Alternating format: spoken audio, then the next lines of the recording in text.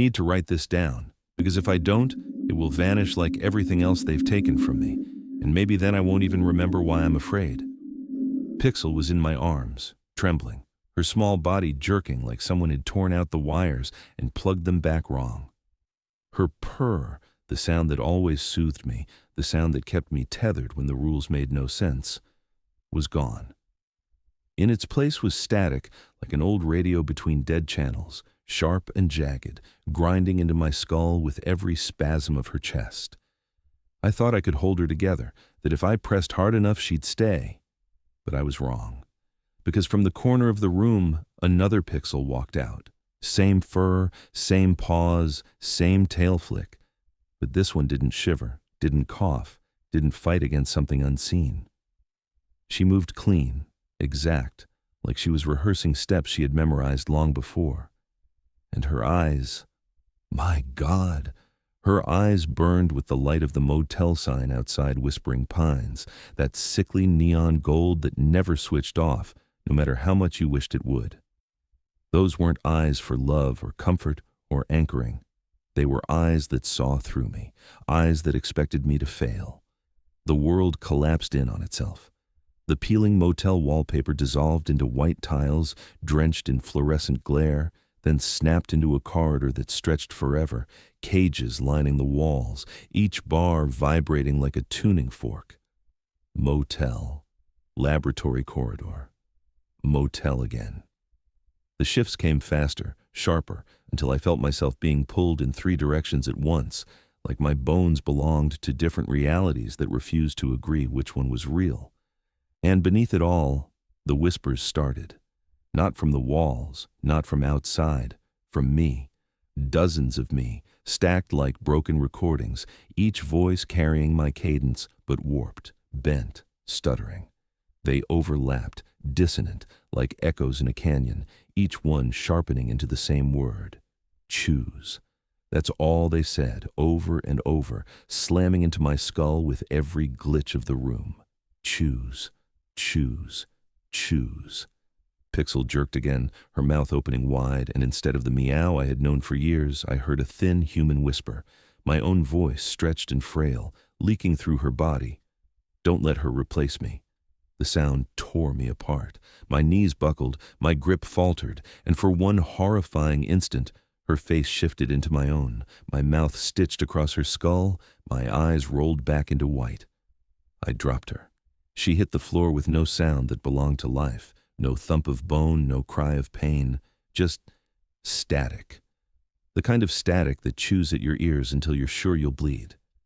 The replacement moved closer. Her paws touched the carpet, but they left no impression.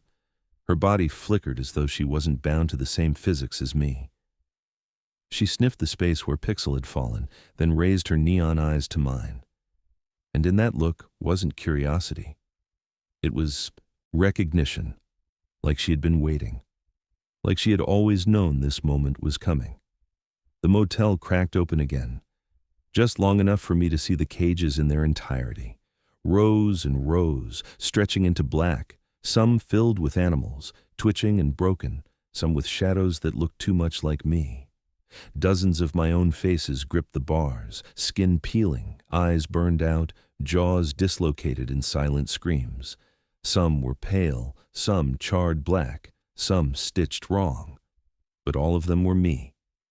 And when they opened their mouths, it was perfect unison, no lag, no distortion. Subject MB. My name, stripped of identity, turned clinical, hollow, a designation. I staggered back, hit the motel bed, but the room tilted away from me, puzzle pieces sliding apart so nothing aligned anymore. The TV across the room flickered, showing my reflection seconds behind, lips moving after I spoke, smiling when I wasn't. Pixel, the one I had known, twitched on the carpet, kicking, eyes glowing red sparks like dying embers. The replacement crept closer still, tail brushing my ankle. The whispers cut off. Silence pressed into me like a weight, and then a voice, sharp as glass, filled the silence. Choose. It didn't come from her. It didn't come from me. It came from everywhere. The walls, the floor, the air itself. I froze, throat locked, And in that silence I realized this wasn't about making it through the night anymore. This wasn't about following rules or breaking them. It was about choice. One anchor had to remain. One had to be erased. I bent down, scooping Pixel up again, cradling her against me even as sparks burned my hands, even as her body turned lighter, hollower, like she was dissolving. I didn't care. She was mine. I had fed her, held her, whispered to her when the nights were too long. She was mine. I wouldn't trade her. Not for this copy. But as soon as I lifted her, the weight betrayed me. Too light, too hollow. Her heartbeat wasn't a rhythm anymore. It was a glitch, a clock skipping seconds, a machine grinding with sand in its gears. I stared into her eyes, praying to see the amber glow I remembered, but what I saw was worse. Recognition, resignation, like she already knew she was being overwritten, like she was letting it happen. Her body in my arms was already changing, and when I looked up, the replacement was nose to nose with me, neon eyes locked, unblinking, burning, patient. Waiting for me to say it, waiting for me to choose. I thought I was holding on to her, but the truth was she was already slipping away. And then the paper appeared. It wasn't in my pocket. I hadn't pulled it from the nightstand. I didn't even see it fall. One blink, and it was simply there, on the bed beside me, folded once, its edges singed black as though someone had pulled it from fire. The same paper that had followed me since the first night, the rules that made no sense but kept me alive. Only this time, the ink bled, the numbers shifting, and I saw something new. 2 more lines I had never read before. Rule 14. If the replacement looks at you, do not speak first. Rule 15. When the anchor dies, you must not close your eyes. I couldn't breathe. My hands shook so badly the words blurred, but even then they burned into my skull like someone was carving them in. These weren't warnings anymore. They weren't tricks to keep me alive through another shift. They were instructions, steps in some experiment I had never agreed to, scaffolding for something larger than me. They were not rules to protect me. They were rules to bind me. Pixel twitched in my arms again, her chest seizing, sparks burning the inside of my wrist. For the first time since this nightmare began, I thought I saw comprehension in her eyes, not panic, not pain, understanding, as if she knew the words on the paper better than I did. She blinked once, slow, deliberate, her eyes dimming and brightening like a code. It hit me that maybe she wasn't fighting the rules at all. Maybe she was part of them. The replacement sat across the room, her body still, tail wrapped neatly, her gaze fixed on me. I wanted to shout at her, scream for her to leave, to demand why she looked at me like that, but the new line burned in my head. If the replacement looks at you, do not speak first. I clenched my jaw until my teeth ached, afraid a single word might be enough to break whatever fragile thread still kept me here. She just kept watching, patient, waiting. The room flickered again, motel to lab, lab to corridor. I pressed Pixel tighter against me, but every shift made her weaker, her heartbeat more fragmented, and the whispers returned, crawling under my skin. They weren't just chanting choose anymore. They were reciting the rules. My own voice, multiplied 100-fold, droning the numbers in perfect cadence. Rule 1, Rule 2, Rule 3. On and on, voices filling the corridor until they reached the new ones. Rule 14, Rule 15, spoken with a weight that nearly crushed me. I dropped the paper. It fluttered to the floor like something alive, landing face up and the words rearranged again, the ink crawling across the page, shifting letters into new shapes before settling back as if mocking me. Rule 14, Rule 15. They weren't additions. They had always been there. I just hadn't been allowed to see them until now. Pixel coughed, if you could call it that, her mouth opening wide, static sputtering like broken wires, and her eyes flicked toward the page. She pawed weakly in its direction, claws scraping my arm. She wanted me to look closer. She wanted me to understand. But the sight of her reaching for the rules filled me with nausea. My anchor, the one thing I thought was mine, the one reason I kept breathing, was connected to the paper. She wasn't just caught in this with me. She was woven into it. The whispers rose louder. My name mixed with the numbers. Michael Brennan. Subject MB. Rule 14. Rule 15.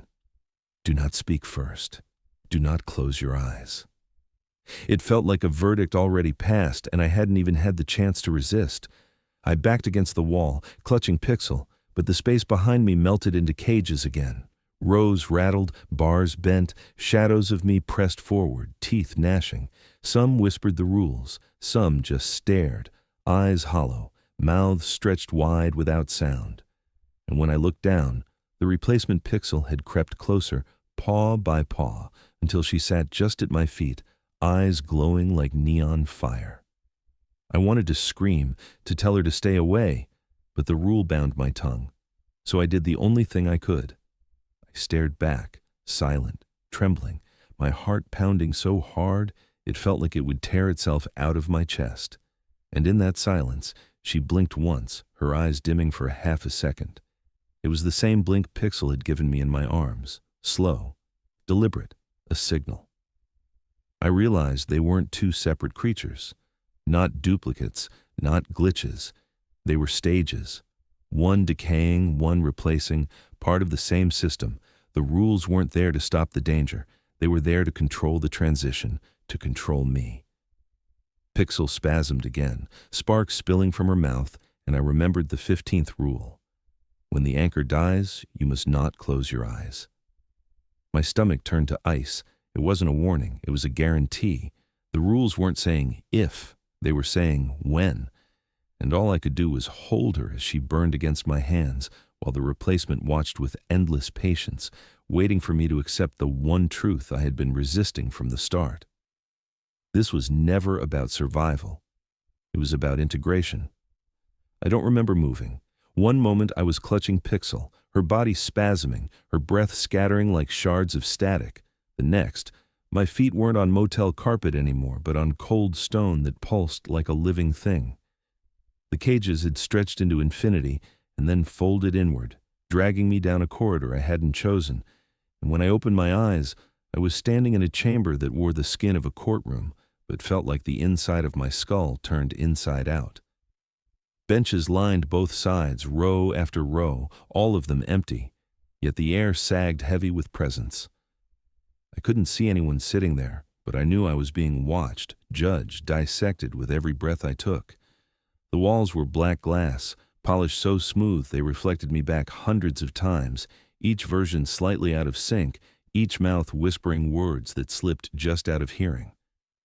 I stepped forward, and the sound of my boots echoed too loud, like the chamber was exaggerating everything I did, making me too small against its endless ceiling.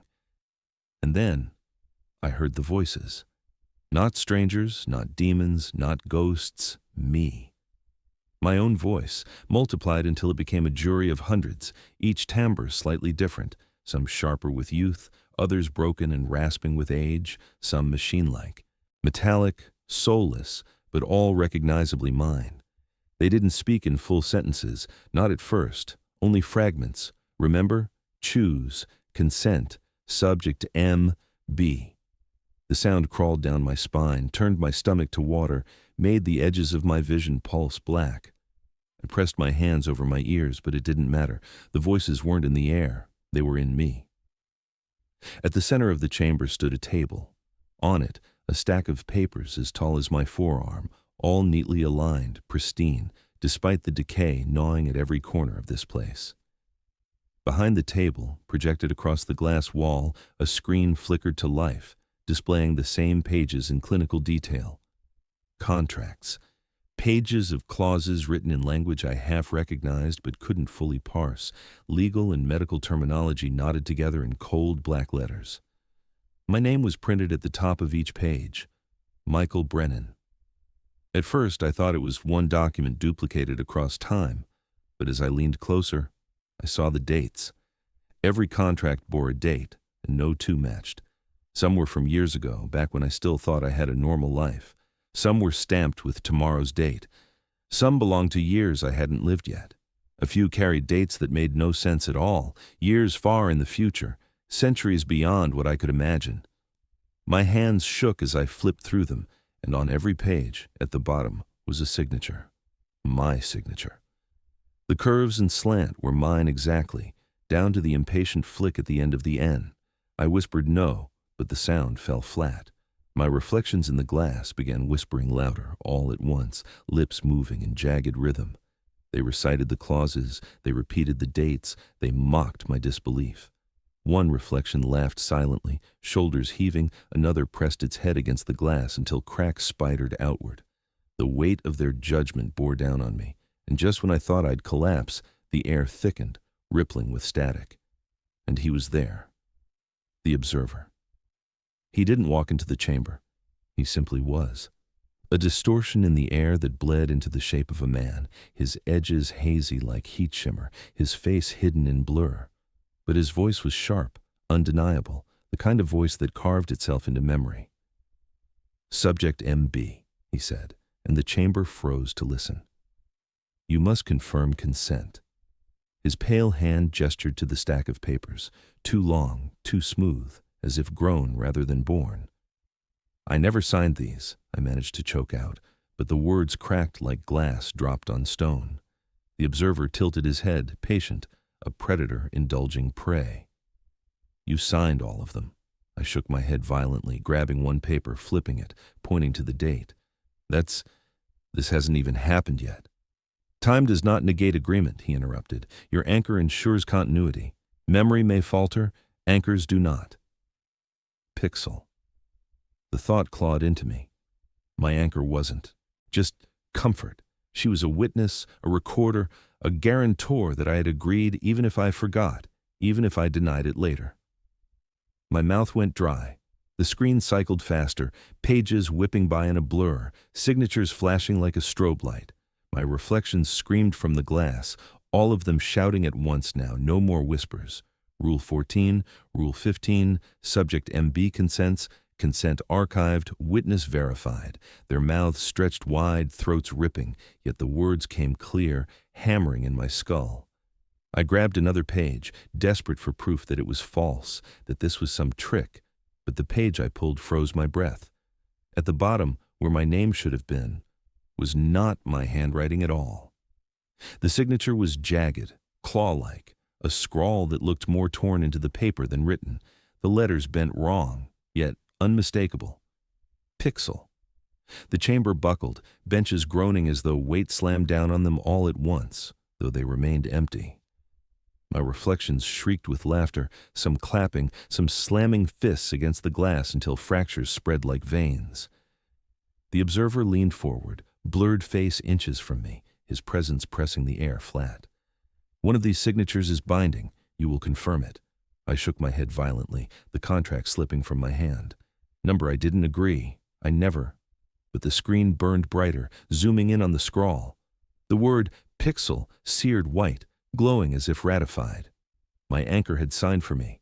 My consent wasn't mine anymore. It had been transferred, archived, approved.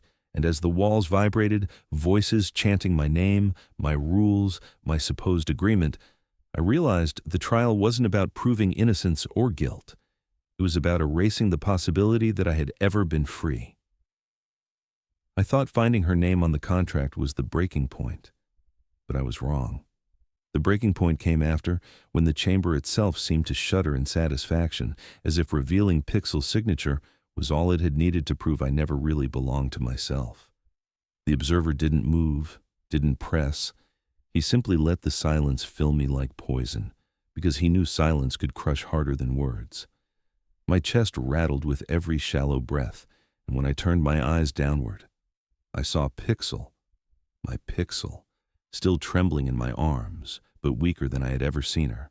Her eyes glowed dim amber one second, then flared sharp red the next, pulsing in rhythm like a fuse burning toward detonation.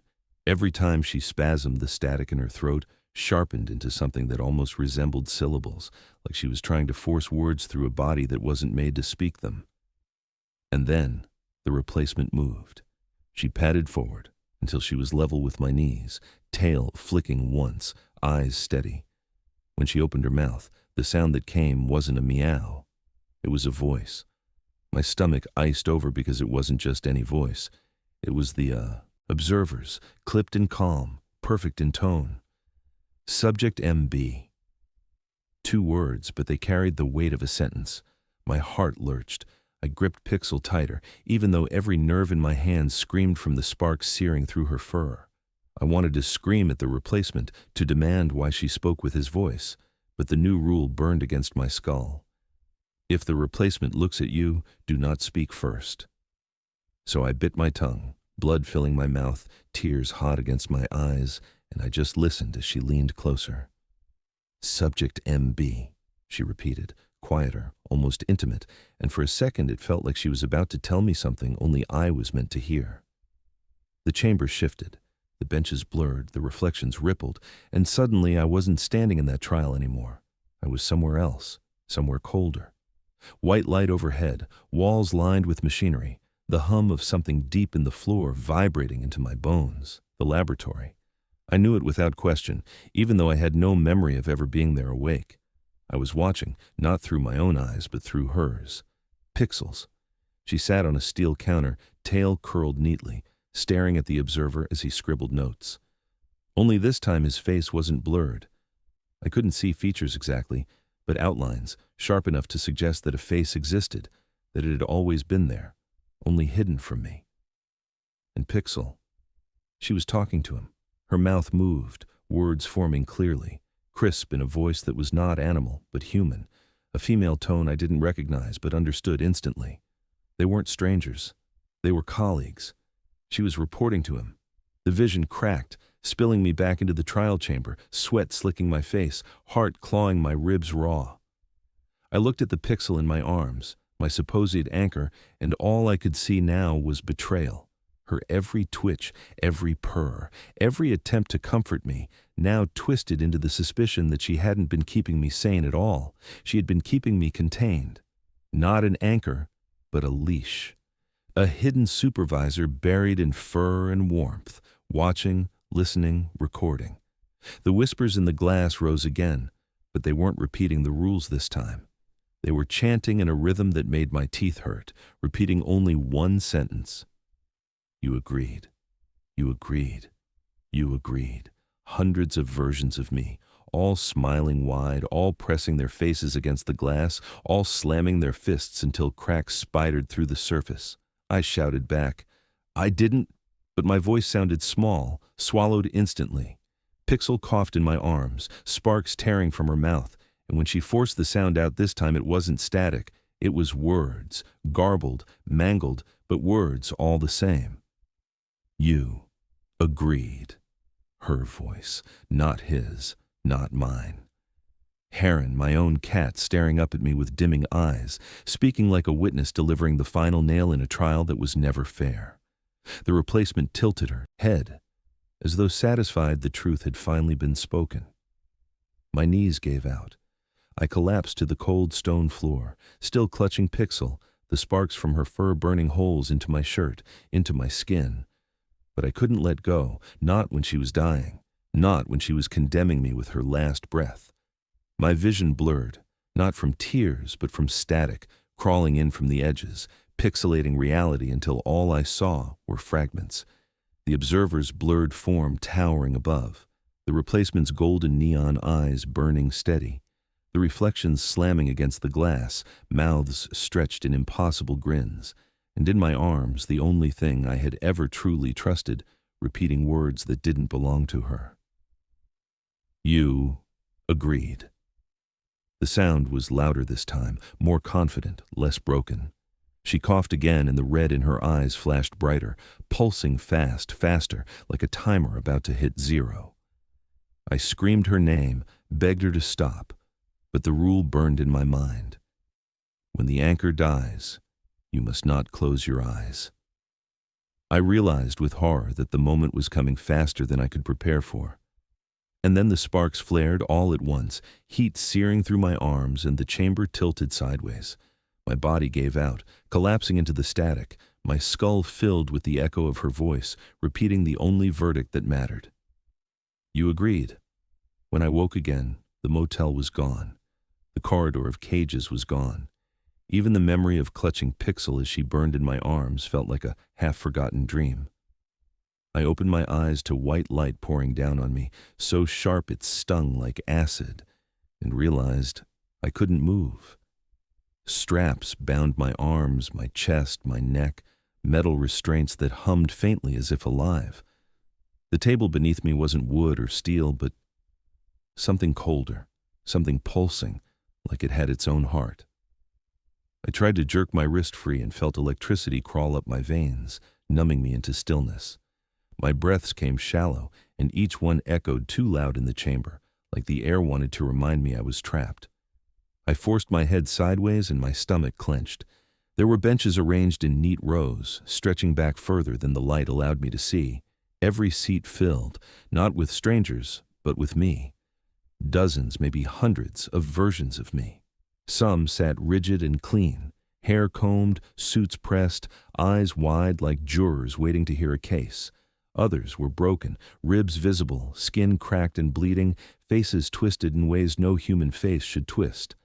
Some were grotesque parodies with stretched jaws, others sobbing silently with their hands pressed to their temples.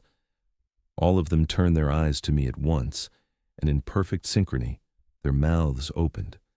The sound that poured out was not a scream but a chant. Numbers? One voice said, "Rule 1." Another followed with, "Rule 2." Then they all joined together, reciting every rule I had ever read, every command I had ever followed or broken. Their cadence grew mechanical, louder, faster, until they thundered through rules I had never seen until recently. 14, 15, each syllable hammered into me like nails. The rhythm drilled into my skull, so relentless I thought I would choke on it. And then the chanting stopped. Silence crashed over me like a wave. That was when I felt him. The observer stood at my side, no sound of footsteps announcing him, no shift in air before his arrival. He simply was, as though he had been standing there since the beginning, and I had only now noticed. His body blurred, static crawling across his outline, yet the shape was unmistakable. Tall, deliberate, inhumanly calm. He leaned forward slightly, hands folded behind his back like a lecturer beginning class.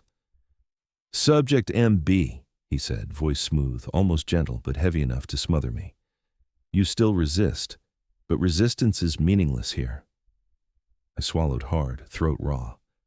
"I never agreed to this. You forged it. You used her. None of it was me." He tilted his head, the blur of his face angling like a curious animal. "Consent is not memory," he replied. "Consent is archive. Memory fails. Anchors do not." His words cut the air with finality. The anchor was placed not to comfort you, but to witness. When you deny, when you forget, when you falter, she remains. She records. She preserves continuity. The benches behind me erupted again. My faces, my voices, all speaking at once. Some laughed, some screamed, some repeated his words like scripture. Consent is archive. Consent is archive. The anchor stands. I thrashed against the straps, electricity buzzing until my muscles gave out, but I screamed anyway, my voice breaking. "She's a cat. She's not my signature. She's not my voice." The observer finally moved, turning slowly until his blurred form loomed over my head. "You are correct in one way," he said softly. "She is not your voice. She is your silence, your acceptance written where your denial cannot erase it. Your consent was archived through her." I shook my head violently, tears stinging my eyes. "Number, that's not me. That's not my choice." His long, pale hand lifted, pointing beyond my feet, and my heart froze. Replacement. Pixel stood there, her body still as stone, tail wrapped neatly around her paws, golden neon eyes reflecting the sterile light. Unlike the Pixel I had held, she didn't twitch or cough or burn. She looked perfect, purpose-built. For one terrifying second, I remembered every moment of comfort with my Pixel. The way she purred in my lap when I thought life was falling apart, the nights she pressed against me when nightmares clawed too close, and all of it collapsed into suspicion. Had she been sent even then? Was every purr a recording, every nuzzle an archive, every gaze a witness? The versions of me on the benches leaned forward together, mouths grinning too wide, chanting one phrase in perfect time. Consent archived, consent archived, consent archived.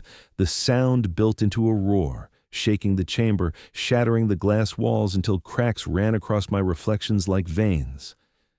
I shut my eyes, desperate to block it out, but a shock slammed my eyelids open, white light burning me until tears spilled.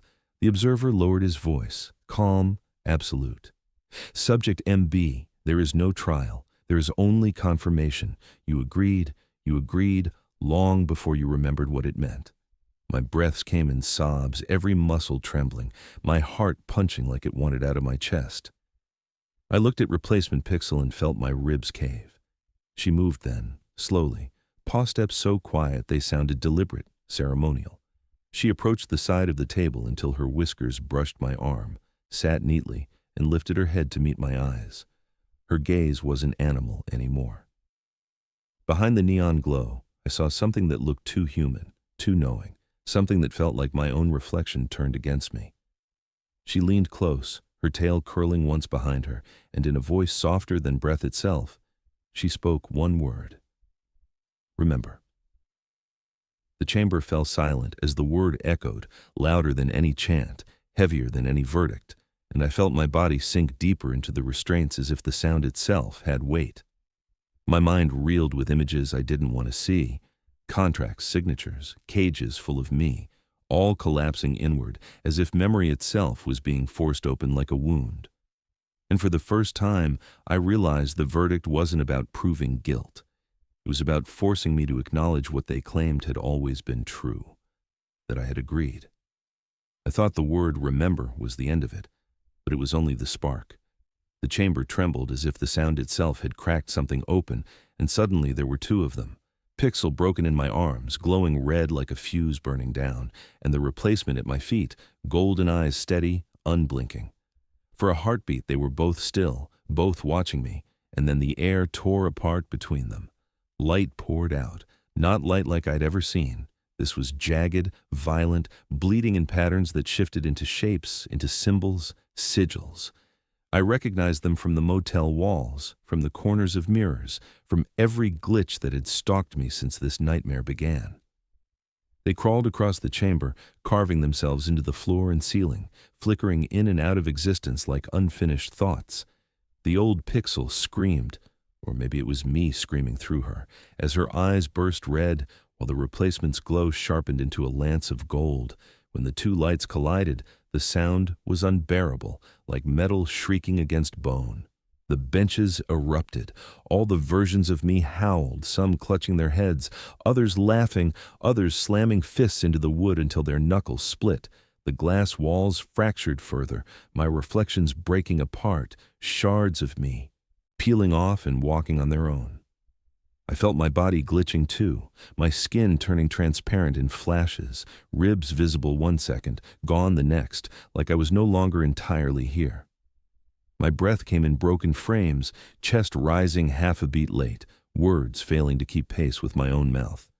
And then the cages opened. One by one, doors slammed against the walls with a force that echoed like thunder. From each cage spilled something familiar, something wrong. Dozens of pixels, some limping, some burned, some stitched with seams like dolls torn apart and reassembled, crawled, ran, staggered into the chamber. Their eyes glowed in every shade, red and gold and sickly white. They filled the floor, climbing the benches, crawling over my reflections, and every mouth opened wide to scream the same word. Michael. It wasn't a cry for help. It was an accusation. I tried to shut my ears, but the word pierced through, reverberating in my skull until I thought it would split. Each pixel screamed differently, some like animals, some like children, some like static tearing from a broken radio, but all of them said my name. My own anchor had multiplied into an army of witnesses, and I realized in horror that this wasn't about one pixel being replaced. It was about all of them collapsing in on me, every version clawing for the right to exist. My body jerked as images slammed into me, too fast, too many. Memories, but not mine. I saw myself die again and again. One version of me burned alive on the motel bed, another strangled by his own reflection in a bathroom mirror, another torn apart by claws in the cage corridor. Each death rushed through me like fast forward on a tape, stacked until I couldn't breathe. My body shuddered, glitching, and I looked down to see my own hands flicker transparent. For half a second, there were 3 of me holding Pixel, then none, then one again. The observer finally spoke. His voice was calm, almost bored, but it carried more finality than any scream. "All anchors cannot coexist. Collapse imminent." The words dropped like a hammer. The chamber shook harder, walls splitting open, fragments of glass raining down that dissolved before hitting the floor. My reflections screamed from every shard, each piece of glass showing me a different death. The benches of Michael's convulsed, some melting into puddles of static, others splitting into 2, multiplying like infected cells. And in the center of it all were the 2 Pixels, one burning out, one burning steady, locked in silent war. I clutched the older Pixel tighter, though her body felt lighter now, dissolving in my grip, fur scattering like ash on the wind. Her mouth opened again, sparks flying, and she forced a final sound into the world. "You." Agreed. The replacement Pixel stared at me, eyes narrowing, and whispered a different word. "Remember." Their voices overlapped until I couldn't tell them apart, one condemning me, the other commanding me. I screamed back that I hadn't chosen, that I couldn't choose, but the chamber didn't care. The collapse had already begun. The sigils overhead blazed brighter, symbols shifting so fast they branded my vision. The army of Pixels clawed over each other, screaming my name until it became static, until language itself broke down. I felt the ground tilt, the chamber folding inward like paper being crushed in a fist, reality wrinkling around me. And then, at the far end of the chamber, I saw it, the mirror. Tall, cracked, its surface rippling like water. Every instinct in me screamed to look away, but my body moved on its own, dragged toward it by some force older than fear. I stumbled forward, glitching every few steps, my body splitting into fragments, ribs flickering through skin, face lagging behind. The closer I got, the more the noise fell away, until at last there was silence. I stood before the mirror, breathing hard, and looked. But my reflection was gone. There was no Michael Brennan staring back at me. Only Pixel. Not the old one, not the replacement, something in between, something worse. Her body stood upright, humanoid, her fur replaced with pale skin that shimmered like glass. And when she lifted her head, the face that stared back at me was not feline at all, but human, my own eyes staring from hers.